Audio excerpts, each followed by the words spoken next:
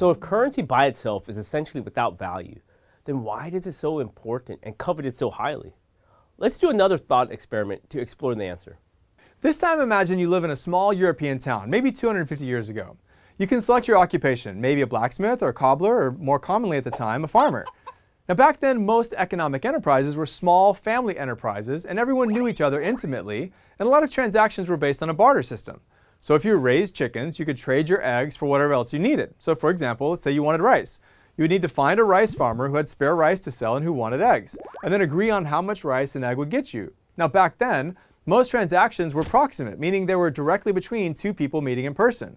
And in that type of proximate one-on-one scenario where you both live in the same small town, deceptive sales practices are far less likely because merchants relied on their good name. As you can imagine, it would be pretty awkward if you cheated someone, since you would have to continue running into each other in your small town.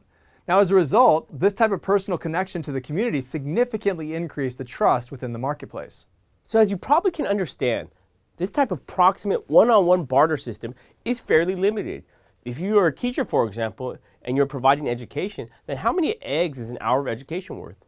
So over time, money was introduced as a common medium of exchange, making trade easier and giving rise to service industries and other knowledge-based professions. But here's the challenge. Let's say you start to receive currency for your eggs rather than bartering for rice or other goods. How can you ensure the value of that currency? Now imagine for your entire life you've been bartering for goods, and now instead somebody wants to hand you a piece of paper and say it's the equivalent value of that particular good. As we discussed earlier, in a vacuum, the currency in your wallet has little inherent value. Its value exists simply because we have decided that it does, and society has decided to use it as a medium of exchange. As my daughter Lola said, that really doesn't make any sense. Well, actually it does, but only when based on a very broad social construct founded on trust. We trust that the money we hold in our hands today will have some meaningful value tomorrow. Even in today's much more complicated marketplace, trust actually remains the basis of our monetary system.